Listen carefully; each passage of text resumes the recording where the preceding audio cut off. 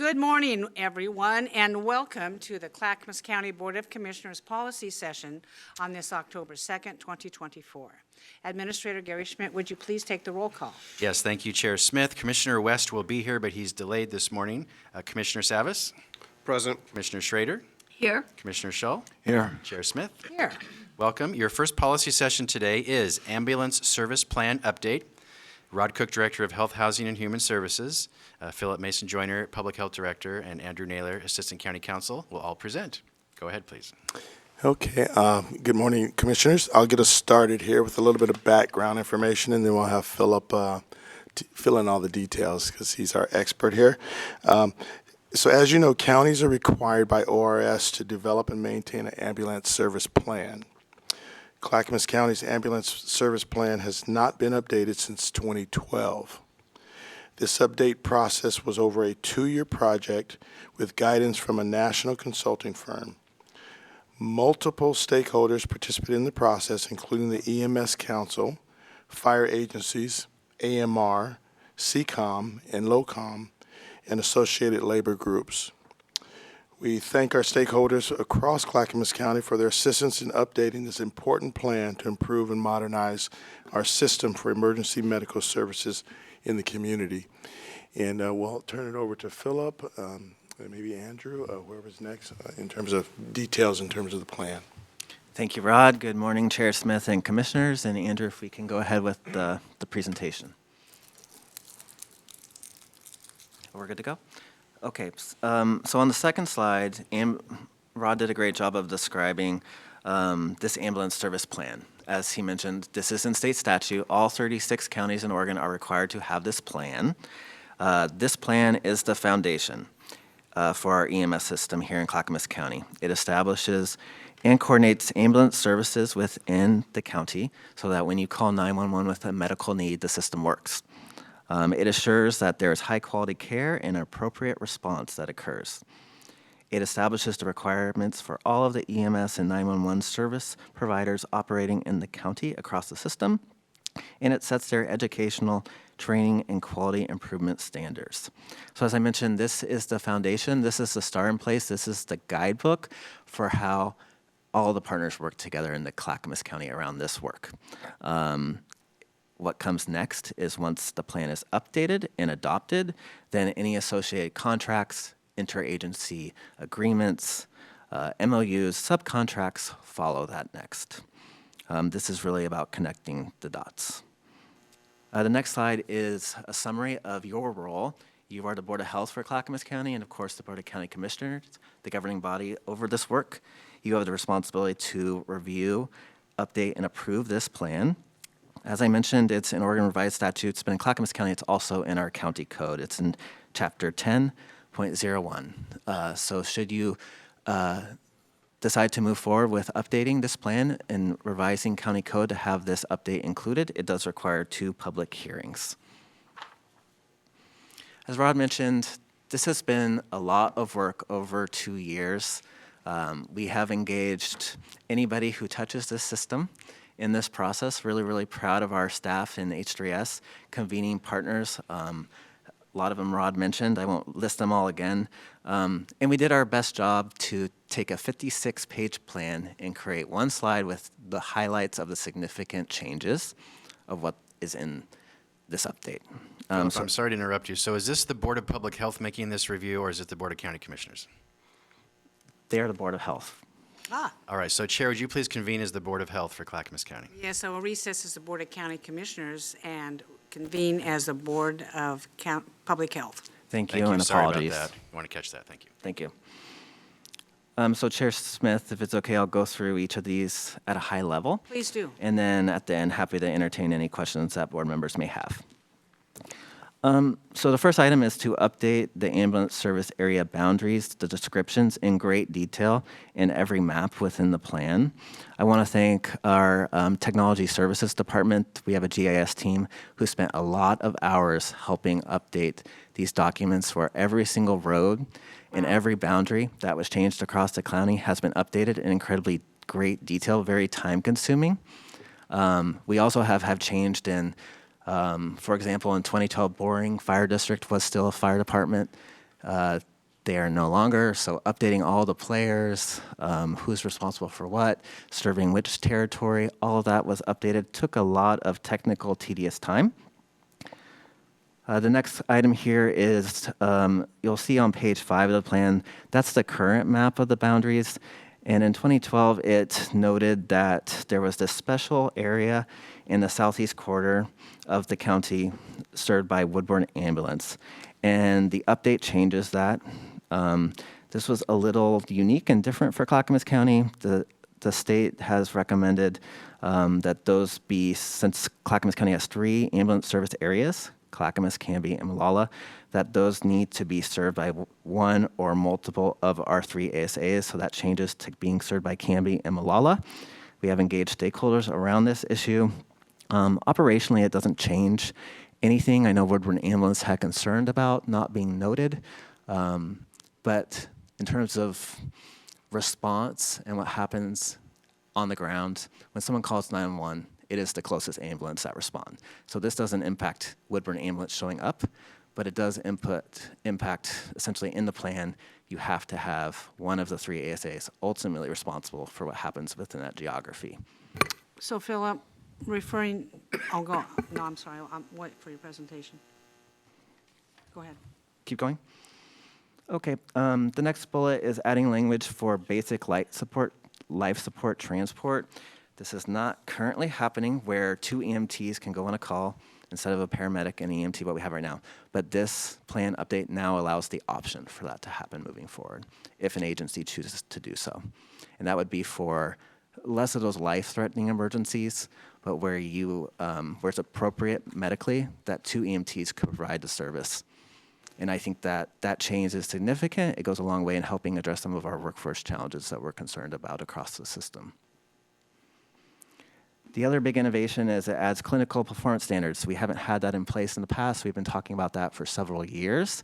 It is now the standard that the industry is wanting to move to, where we're not just holding folks accountable to response times, how quickly you get on the scene, but also looking at the quality of care being provided and really trying to improve the health care that's provided for our community members, for the patients. The plan now speaks about clinical innovation, including nurse navigation or triage, telemedicine, and community paramedicine. Those are things we're already working to put in place in Clackamas County, such as the nurse navigation program that just launched a couple weeks ago. Now it's reflected in the plan, and it was silent in the past. Okay, the next column, adding performance review process language. So transparency, we heard from stakeholders, transparency is incredibly important. That if agencies are going to be held accountable, we need to share the data, be transparent, and have it be reviewed not just by county staff. So now there is a subcommittee of the EMS Council and an outside group that will actually review this information and really try to capture what are the gaps in the system, what's working well, what's not, how can we learn and help support each other in trying to create a culture of transparency across the system around compliance. There's now language around reducing the number of calls, now provides the opportunity for those lower acuity calls where you're sending the right resource at the same time. It also allows for a reduction in the types of calls that require lights and sirens. So currently, a lot of calls do lights and sirens, and they're not always medically necessary, studies show. Also, we know that big risks, traffic issues, safety concerns for responders, those are all concerns that are now being actively addressed within the plan and provide more flexibility for providers. Another big change related to that is around response time requirements. Now for urban calls, those ones that do have lights and sirens, changing the requirements from 8 minutes to 10 minutes as the requirement. And studies have shown that studies have shown really that it just makes a limited difference that 2 minutes. 8 minutes is historical. It was something that was selected many, many, many years ago. And what they found through the data analysis across the country is actually 10 minutes in urban areas is much more appropriate. and doesn't ultimately negatively impact health outcomes for the vast majority of calls.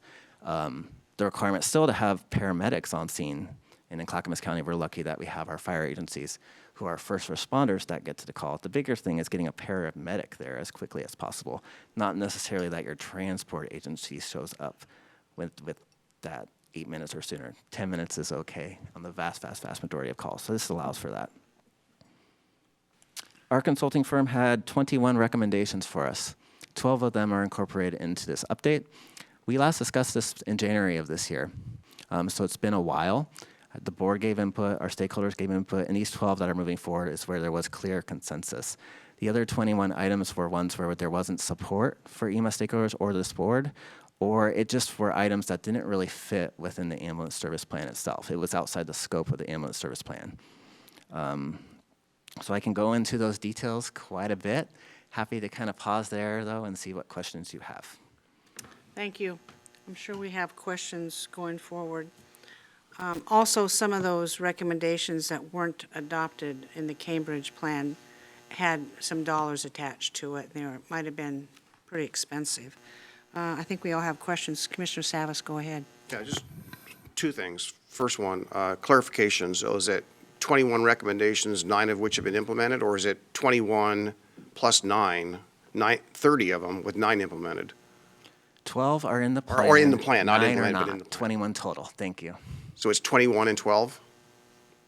12 are in the plan. 9 are not. Okay. The consultant provided us with 21 recommendations. Okay, great. Thank you for that clarification. Thank you. The other thing, and I know this is not necessarily part of this, but I struggle to say it's not, or just knowing that all the changes we've incurred in the last 5 years with COVID and all the disruption and cost and everything else. And I just want to first probably digress a bit and say, I want to thank the EMS Council, all the providers for doing all this work. I know this has been something that we've been trying to refine and work on for a long time. So thank you all for all that work. I thought maybe there'd be more people here today, especially from our provider, AMR. They're not here, but I can't help but really wonder in the current state of the situation with not being able to meet today's standards and contractual standards today, how that may or may not play into should we tweak this, right? I mean, should someone else step in? And if so, does that change the plan? Will the plan be harder to change? Is now the time to incorporate some of these difficulties? Are they going to be systemic going forward? If our provider was meeting all those and we were doing great, or we were at a great state, it's very easy to accept this. I'm not saying their absence here today is a big part of the question, but I'm just really wondering how joined at the hip we are, not only in the cooperation, but also in the current implementation of the current contract. That's a lot. Well, I'll say this before Philip does. Paul, we have 2 public hearings, and I suspect that we will have more people at the public hearings and wanting to come testify and give their opinions on. They know they can't say that today. And now Commissioner Savas raises some good questions. Is it part of the ambulance plan that we're looking at today, or is that in the contract that's later? Well, I'd like Philip, if he could, just directly try to address my question, because that's what you're I see asking. the interrelationship of this, and if there's tweaks ahead because the provider, there's no solution in the horizon, I would have trouble even putting it out for a hearing. Paul would be. I'm not speaking for the whole board here, but I'm just talking about myself. The first part of your question, Commissioner, in terms of our stakeholders, not a lot of them being here, that was intentional with discussion with staff and the EMS Council and folks, because should you approve us moving forward to have the 2 public hearings, that they know that would be the opportunity to be able to speak. And today, I'm sure they're watching online, but not in the room, because this is about opportunity for us to dive in as staff and the board around the plan. In terms of, as this has been worked on the last 2 years, of course, there's that elephant in the room around our current provider and the contractual challenges with response times. This update, I feel strongly, with the change of urban response times and adding those clinical metrics, which I won't go fully into exactly the mechanisms, how it works, unless you want me to. But essentially, if a provider is meeting those new clinical standards, which we don't have in place now in the current plan or any contracts, if they meet those clinical requirements, then the incentive is that you basically, by improving clinical performance, it reduces the burden of that response time. There's kind of this scaling that happens where you get that incentive on response times by performing well clinically. So what we've heard loud and clear is from stakeholders that this would be a benefit to the system. This plan would actually help improve the situation and some of the challenges we're currently facing today. So let me ask the question differently. So this plan will essentially raise the bar and the requirements, so to speak, for provision of service than it is what it is today, contractually today, correct? Correct. It improves the quality of care provided, which is what we all want to see. And, response times were something put in the system because we didn't have the technology or the ability to have meaningful metrics besides response times. It's kind of an archaic metric, and it's the only one we've got currently. This does bring it to the next level. Right, and so with that said, and I realize there's complexities. It's not a clear, crisp answer on any of this stuff. I know there's a lot of moving pieces, but, so if we're essentially the plan, and I don't have any disagreement with anything in the plan. There's nothing in the plan I see that I don't agree with, I would like to see, right? So thanks, thank you all, I appreciate that.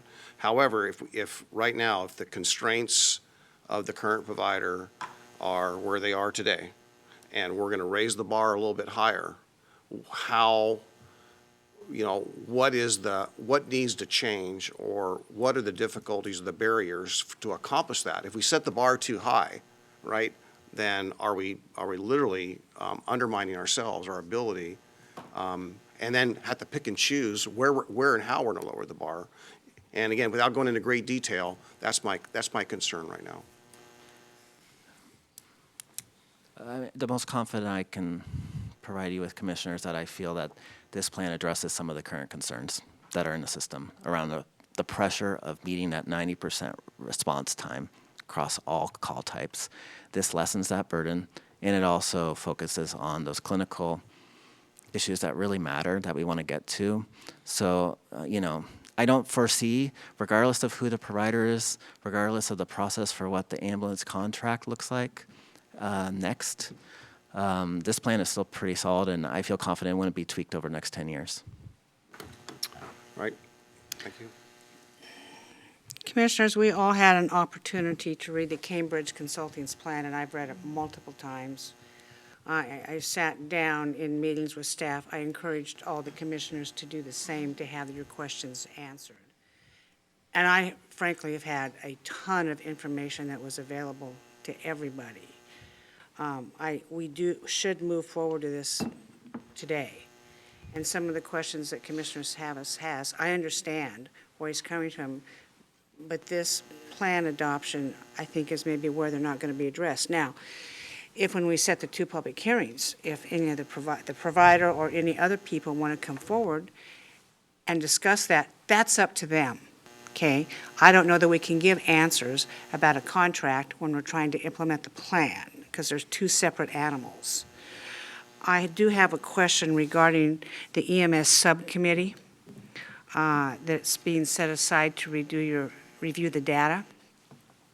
Can you tell me what type of people are on there? I don't have to know who the names are, but what are their qualifications to be on the subcommittee? There's two different subcommittees. One that would meet quarterly to review, for example, the response time data and take a look at that and how the new clinical metrics are going and give input. That table would be with subcommittees of the EMS Council, participating folks that are actively at the table. There'd be another committee of outside experts, folks from hospitals, academia, who are not as directly connected to the day-to-day work in Clackamas County, sort of an external review committee once a year that staff would bring together for their outside review and input on what we can be doing to improve. So two tables, two new committees that will be helping to So really it's a new dive set into of this. eyes looking at what we're doing. Yes. I like that idea. So let's say that they find something that needs to be corrected. How do we do that? Well, they could find all sorts of things. Some of it's just operational changes that will need to occur, and that's, county staff, of course, can support agencies in removing barriers to be able to implement those change. If there's things within agreements or contracts, most of these agreements, as you see regularly, get updated annually.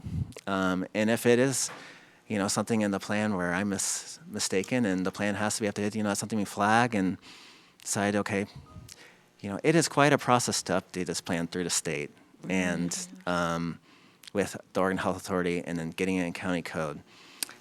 So I don't foresee those windows of opportunity opening up on a regular basis. It'll be every few years, several years that we would do that. And But this we'd plan flag has- that and when a revision, And this plan has been approved by the Oregon Health Authority. correct. And it took them how long to do it? A year? Less than a year, but several months, yes. Okay, thank you. Commissioner Scholl. Yes, good morning. Tell me, how does this modified plan affect the role of the Clackamas County Fire Districts in emergency response in Clackamas County? Their role remains the same, Commissioner, in terms of providing first responder. They arrive, all our calls, 911 medical calls, the fire agency shows up first.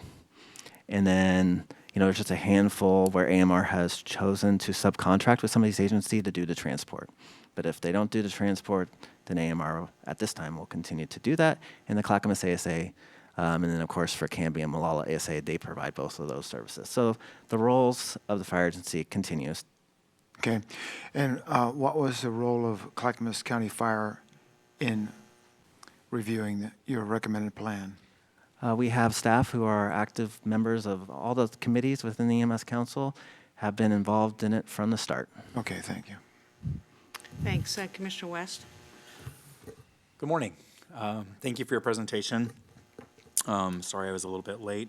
Had a doctor's appointment this morning, but I'm glad to be here. This is an important issue. A couple questions about where you guys highlighted some of the changes made to the ASP in your presentation. I had a chance to review this a little bit before today's meeting. Can you explain to me a little bit about the merger on ASA areas served by Woodburn Ambulance into Canby and Malala? Where is that, and what was it before, and how? And can you kind of give me some details on that? On page 5 of the plan, there is the map. I think that's the most helpful.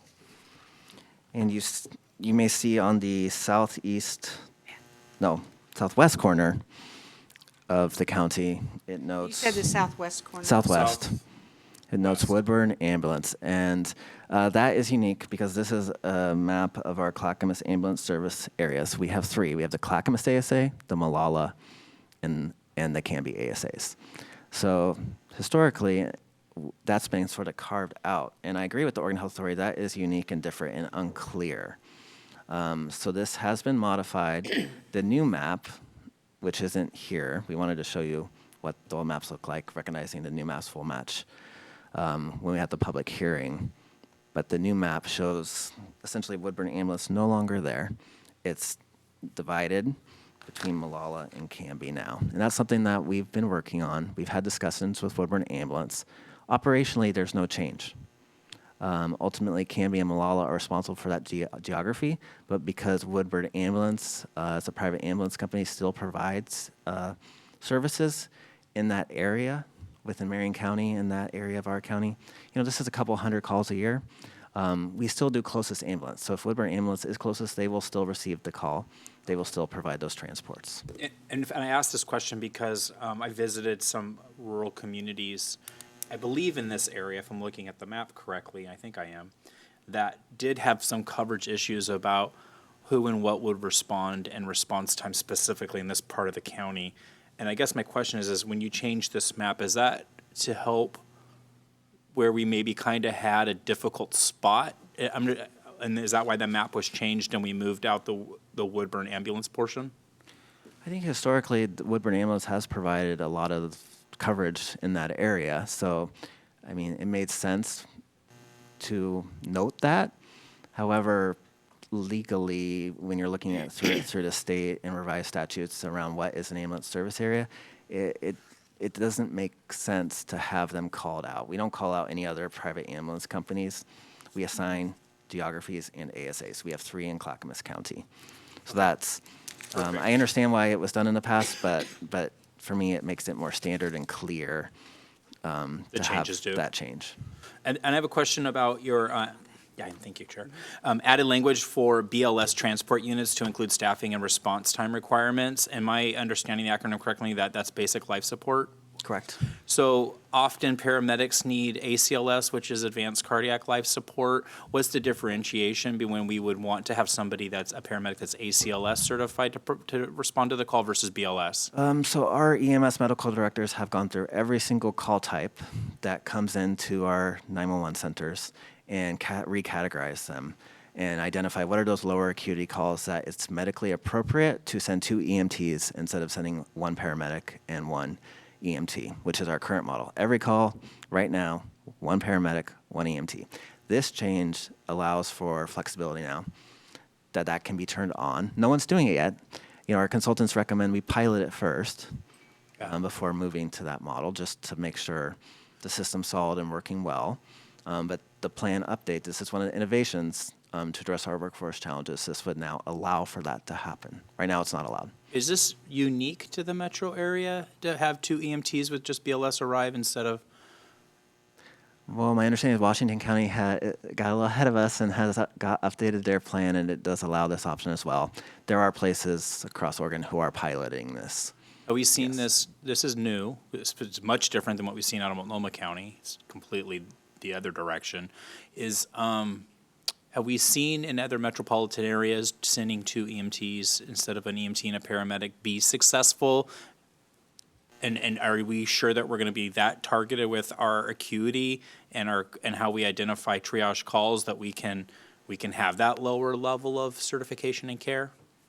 I'm going to say yes, but I'm also going to turn around and look at my county staff. Yes. And where do we Yes. see this modeled elsewhere? I'm curious. It is quite a difference in the personnel and their ability to provide certain levels of care. There's difference between these certifications, and I didn't know if we have, what evidence are we using to make that change? I'd like to invite Bill Conway, who is our Office of Public Health Emergency Services Program Manager. Welcome, Bill. Thank you morning. very much, Chair. Hello, Board. So right now, Washington County is doing basic life support transport, as is Multnomah County. So they both do it a little bit differently. King County, Washington, there are a lot, it's called a tiered system. There are a lot of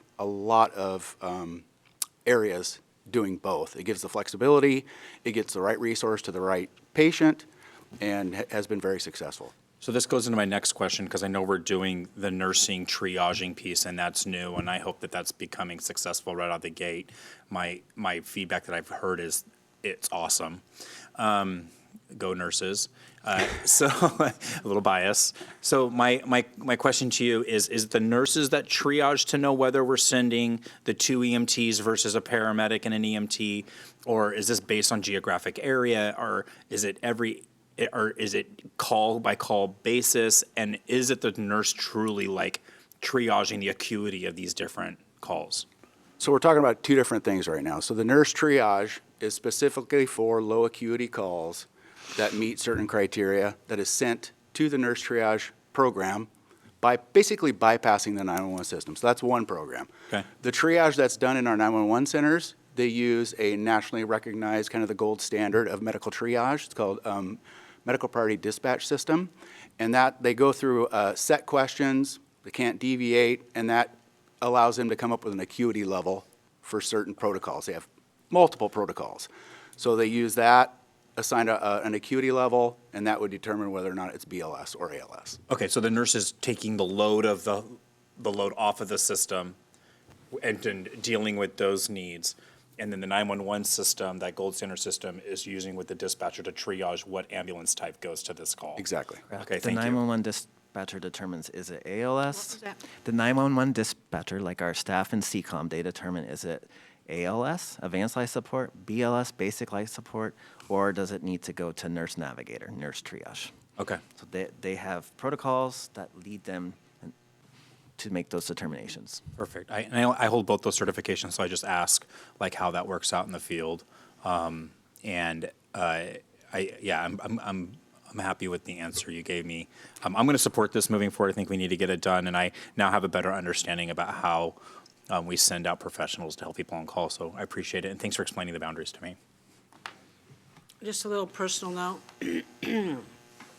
Sunday evening, my 92-year-old father was home for dinner, and he became worse in his condition, and we called the ambulance.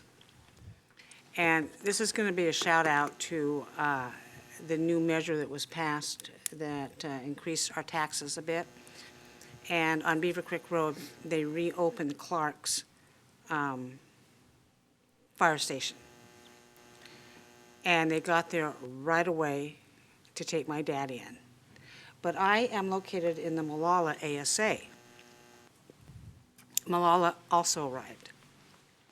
Now, we talk about redundancy and stuff, but obviously there was no other place for them to be. My point is, it's working. It's working very well, and I was shocked at how soon the ambulance got to my location, being way out, clear on the other end of Beaver Creek Road. And I'm very hopeful. I'm very optimistic that our response times are going to increase, and we will have more of them. And I think the fire departments, we'll hear from them on how they're working with that, and so I'm pleased with that. Commissioners, do we have any other questions regarding this? I'm going to go back to the other tab. I'm looking at the map. I'm going to go back to the other tab on this. Now, I know we want to talk to the AMR folks and see what they think about this. They'll have that opportunity on 2 public hearings to come forward, and you can ask any questions or whatever regarding the plan. And then once the plan is approved, Philip, the next steps after that is we're going to take a look at the contract. But until some metrics are met, we are not going to continue with the contract. Is that right? The current contract with American Medical Response expires April 30th of next year. So this board will have to make a decision around what we want to do about that. You have flexibility. This is a franchise agreement. Multiple pathways, of course, with AMR right now. They are close, but not yet meeting that 90% response times requirements. I heard they were about 88%. They had a very good August, 88, 89%. They are right on the cusp. Every month it's getting a little better. Nurse navigation was not implemented yet. Nurse navigation didn't come on board until September 17th, and as Commissioner West has testified to, we think we're going to get some better results on that. Okay, Correct. Commissioner Savas? Yeah, I'm going to look at Gary, actually, on this question. That is, were we not going to have an update from our staff, a quarterly update, as far as the progress with, the contract and AMR, the provider, to figure out where we were because of this crisis that we've been in? Correct. You received an email update and was invited. If you'd like to talk about it, we would. And I haven't received any request to talk about it publicly. Yeah, well, I assumed it would be, yes, I did, and was not pleased with the last one I saw, but I did not anticipate that it would be email alone. I thought it would actually be more of a presentation. We could actually discuss it here versus, having it, in an effort to be transparent. This is something that's important to every family. I think all of us, perhaps maybe not, have had to dial 911 at some point, so I know this touches all of us, as well as the people that we serve and we represent. So and certainly it's a top of mind to the whole entire region right now, and I just want to make sure that, we've waived some penalties, with the promise of, improvements, and the last one I got by email didn't really demonstrate that, which is concerning. Any other questions or comments? I'll entertain a motion. Chair, I move that we approve the ambulance service plan and schedule 2 hearings to add it to the county code. Option 1. Second. Commissioner West has moved we approve the ambulance service plan and schedule 2 public hearings to approve in county code. Commissioner Schrader has seconded the motion. Any further discussions? Seeing none, would the clerk please take the, Commissioner Scholl, Aye. Commissioner West, Aye.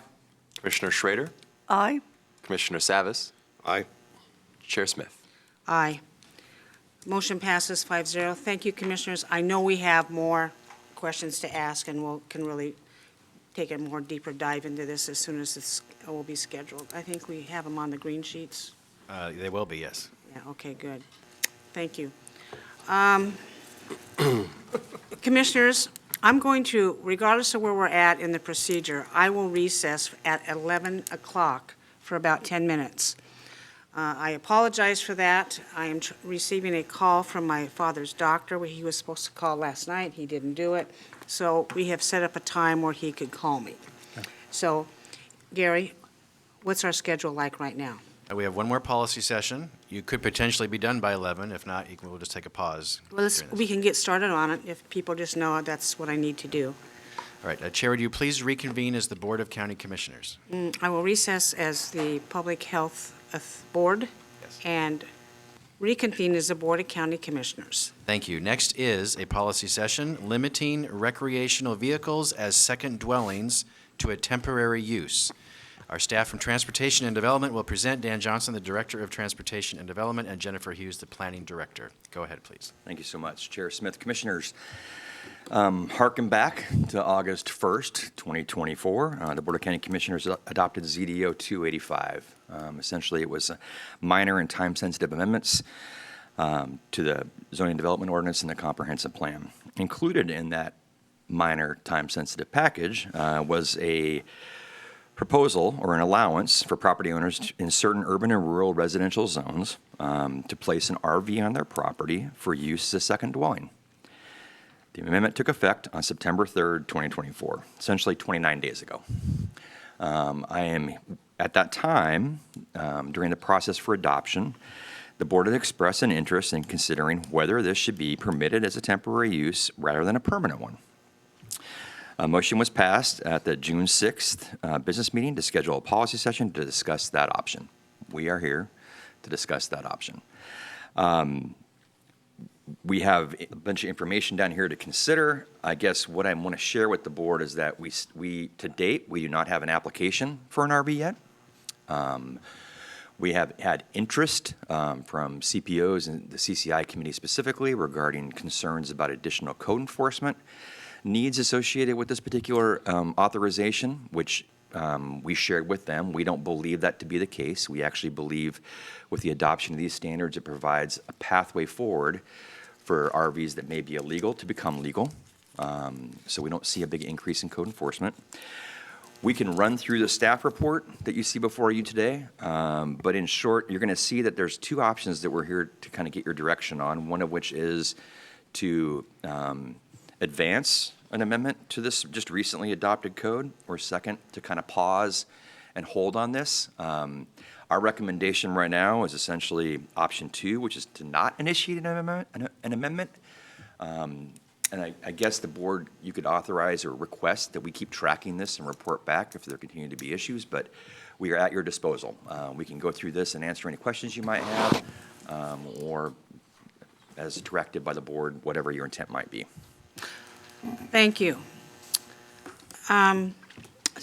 It's interesting you don't have any applications for this, and yes, I would like tracking data to know what's going on. It's probably not going to be too hard since we don't have any applications so far. As you know, Commissioners,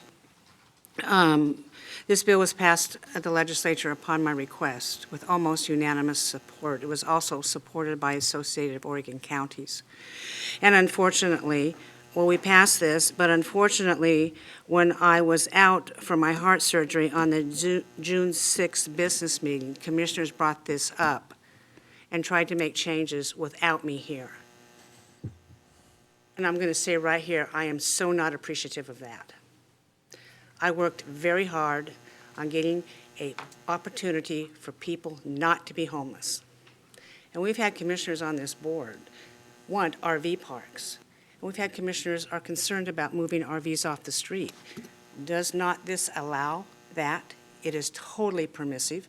It is a way to address our homeless situation.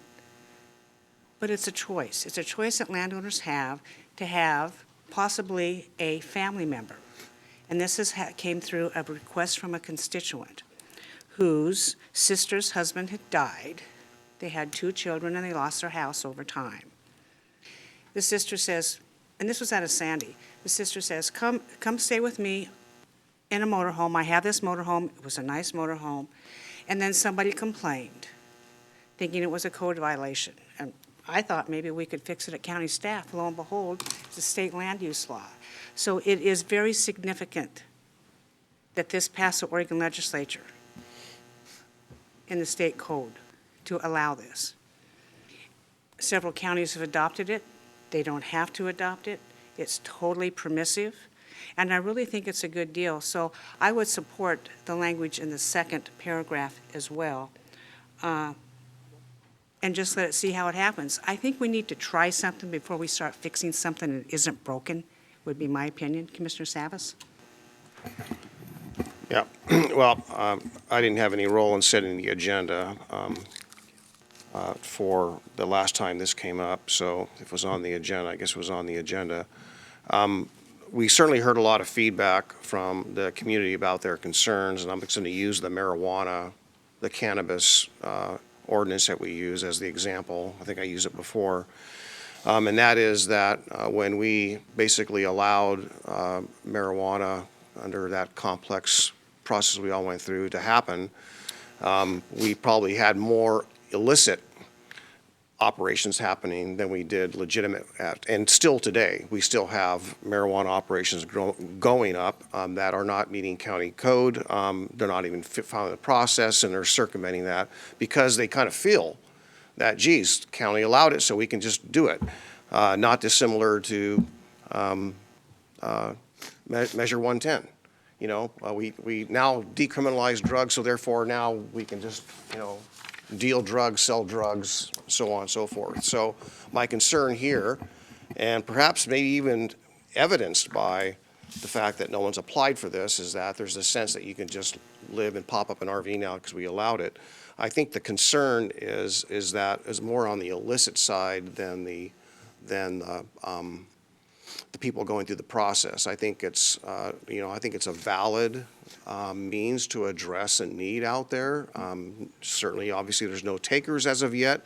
But my concern was, and I think the discussion that we've all heard was, should this be temporary versus be a permanent? And that was, as from a building humane aspect of my issue about water intrusion and the structural integrity of how RVs are built is quite different than that of a composition roof style mobile home or composition style your own home. We have code enforcement. We do a lot of things where the Board of Public Health, people's health matters.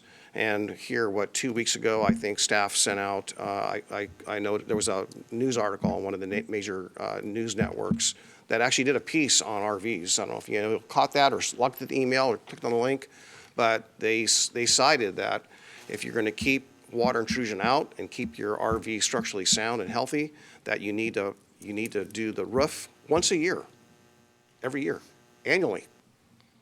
And so my concern again is about, number one, the illicit connections, and two, the issue of the rationale to make this temporary. Now, if they're covered and there's an awning over it, perhaps that alleviates some of my concern. But I have seen far too many people living in very unhealthy conditions with black mold, toxic mold inside these RVs, whether they're illicit or legal, and people living in that. We are the Board of Public Health as well. I just have really that concern. Commissioner Shaw? Currently, in our code, for these RVs to be in compliance with code, they need to have a electrical, water, and sewer hookup with permits. And to do that, for the typical small RV, probably would run around $12,000. So that is difficult enough for somebody who wants to live in an RV full-time, long-term. But if we go to a temporary, some term, 6 months, 9 months, 12 months, whatever it might be, and make it temporary, now the impetus to comply with the code on these utility issues becomes more difficult, because nobody's going to spend that kind of money to live in an RV on somebody's land for just even a year. It's not practical. I believe that in Clackamas County right now, there are literally hundreds of people, families, living in RVs that are not meeting the code. When I drive around the county, I see them all the time. There's probably about 6 of them within a mile radius of my home. So there is a need for affordable living. Some of the people I engage with in the county, one woman, for example, who wanted to give me a donation, basically is down to her coin purse and just some change at the end of the month. Now, she lives in a mobile home park out towards Sandy. So, but that's a little different than the RV thing we're talking about here. But my point is that there's people who live really close to the poverty line who need to be able to find shelter, and RVs are the way to do it. So I understand Commissioner Savas' concern about the structural integrity of many RVs, but, you know, beggars can't be choosers, essentially, in this. We cannot, I don't think we can restrict the term of habitation in an RV simply because of the structure, when that's the only thing the people can afford. So, you know, when this first came up, I remember that Commissioner Savas and I were very concerned about this in terms of the long-term element, the difficulty in getting compliance to the county code for the utility hookups. And we still have those concerns. But right now, I believe that what we should do is just let our current code ride and observe what's going on. I can expect that we're going to get a couple of things over the coming months. One, we're going to get calls from constituents complaining about a RV that's not in compliance with the county code. And we're going to get other calls probably thanking us for the opportunity to have somebody's RV on their property to provide that housing that those people have no other alternative. The only people who live in RVs long-term are people who have no other alternative for housing in Clackamas County. So, again, I like your option 2 to wait on this. Thank you. Thank you. Commissioner West. Thank you, Chair. I think that Commissioner Savas's concerns are completely valid.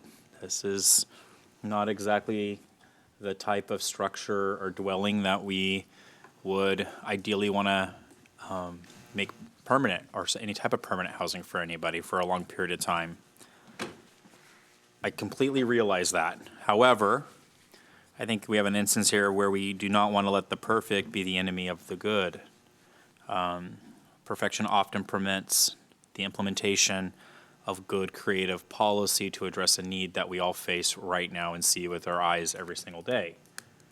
I don't want to have to be this creative with this type of housing and policies, but this is what the state has left us with. This is what bad land use laws and bad leadership out of the legislature for election cycle after election cycle leaves local governments with, because it stops with us.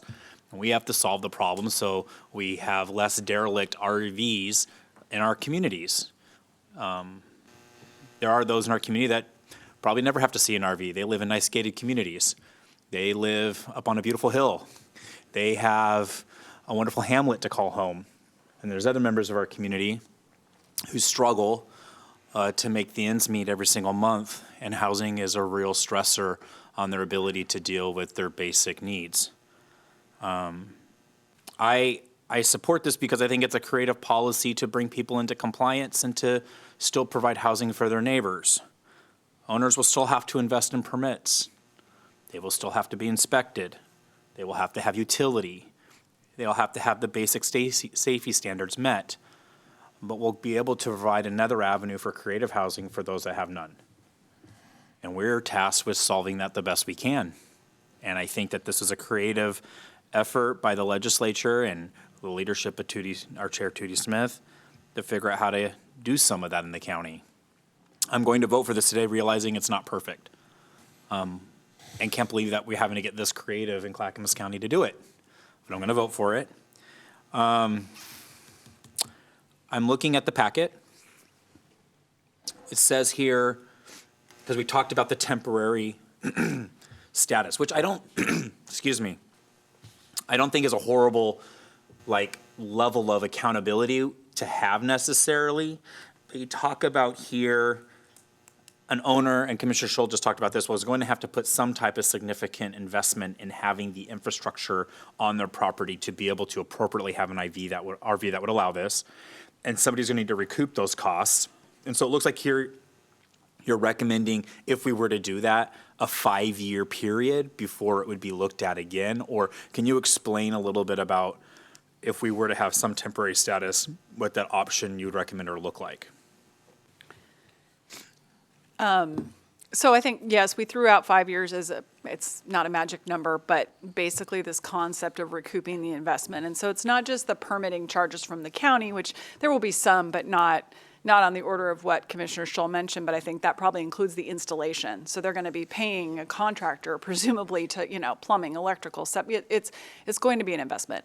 And so we wanted you to really just consider, to make this work for anybody, they need to be able to recoup that in some way through rent or through allowing a family member to live there long enough to justify that amount. And so 5 years was a suggestion. I think the other question is, we're not recommending that you move forward with anything at this point, but if you were, then to make it temporary, then we would suggest you consider how long, and is this a one-time? Like it's 5 years and you're done? Or is this something where the person can renew the permit periodically? And if they were to renew it periodically, then the question is, what are the approval criteria for that? What justifies the renewal? And right now, we don't have anything in the code for that, so that would all be new. Do we have anything that talks about the age of the RV? So I know that, I don't know, maybe that gets too in the weeds, but I know that if a RV is well-maintained and it is parked outside, 10 to 15 years is not unrealistic for it to be inhabitable. It's not going to be infiltrated with black mold. It's not going to be the worst-case scenario. They do have a lifespan. It's not as long as a house. It's not that ideal, but they do have a lifespan if maintained that they can provide habitation. But we've not ever talked about, somebody wants to park. I don't necessarily want to see the RVs on Causey that are down there that are an issue for the neighbors there, all of a sudden parked on private property, and that is an old derelict RV trying to get set up in a system like this. Maybe that's unrealistic, but could we put some type of parameters on age of the RV if they were to do this, or it can only be so old? So you could do that. The regulations that you adopted that took effect earlier, or in September, it's October now, in September, don't have that standard. So anything that you're talking about, like in terms of changes, is a new set of code amendments and a new process. In terms of habitability, right now the code requires, the unit has to be titled. It has to be not structurally immobile. So in theory, it can be, moved off the property, whether that's under its own power or it's got wheels and it's towed by a truck, depending on the type of RV. And then it has to have a working sink and toilet, and it has to be connected to their specified level of service for plumbing, electrical, and sewage connections. That's it. There's nothing about age or appearance of the RV. And part of the question becomes, well, number one, our capacity to be able to sort of regulate that and inspect it. We have some limitations in terms of what we can actually do.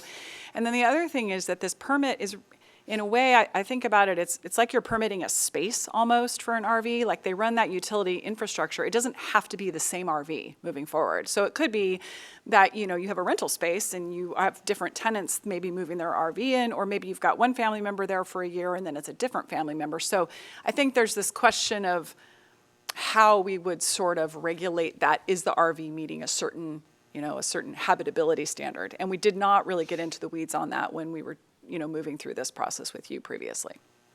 I think I'd like to go forward and see how this plays out. We have nobody that's applied yet. We can keep an eye on it. We can make adjustments as needed. It is novel. It is a new idea. And because we're in the predicament that we're in and we have the homelessness crisis, which is a crisis that we're dealing with, we're going to have to figure out how to be creative. And so I'm willing to step out on a limb and try to do that through the policy. So I'll be supporting this today, and I hope my colleagues do also, and thank you for your presentation and help with this. Thank you. Commissioner Savas. Appreciate, Commissioner West, your at least trying to open the door to ideas and discussions about how we address some of the challenges that some of us share. And Commissioner Scholl, I appreciate your points. I think the economics, even if these were permanent, were not temporary. I'll use the word not temporary. The economics is probably going to be the factor going forward. I'm not sure a lot of people would do this, but I think there is a way to thread the needle into a solution that would certainly, unfortunately, might be a burden for staff. There was an annual review and inspection to make sure these were, they're sightly. But I guess on the flip side, the economics are probably going to force more illicit connections and put a burden on a different department of the county called code enforcement, right? And law enforcement, right? So I think that is where, that's where it's going to end up. So no matter what we do with this, I think the crisis itself is placing burdens on a number of things. Even our emergency responders that were here for a different session is placing burdens and challenges for all of us. And we're just trying to find the most humane way to deal with that population, to keep them safe and healthy. And that's my goal here today. Commissioners, I can entertain a motion or we can break for my phone call. Go ahead, Commissioner Scholl. I move that we do not initiate an amendment to the ZDO to make RVs a second dwelling, a temporary use at this time. I'll second. Commissioner Scholl has moved that we do not initiate an amendment to the ZDO to make RVs as a second dwelling as temporary use at this time. Commissioner West has seconded the motion. Commissioners, I'm more than willing to let this work for a year or so, look at the data that comes in, look at the problems that comes in, and to reevaluate. I think that is actually prudent, but let's give it a try. Any further discussions? Please take the poll. Commissioner Schrader? Aye. Commissioner West? Aye. Commissioner Savas? No. Commissioner Scholl? Aye. Chair Smith? Aye, motion passes 4-1. Thank you very much, everyone, for coming in, and I'm going to take a call. And that's the last session, Chair, if you'd like to adjourn. Yes, I will adjourn. It's not like we have 1,000.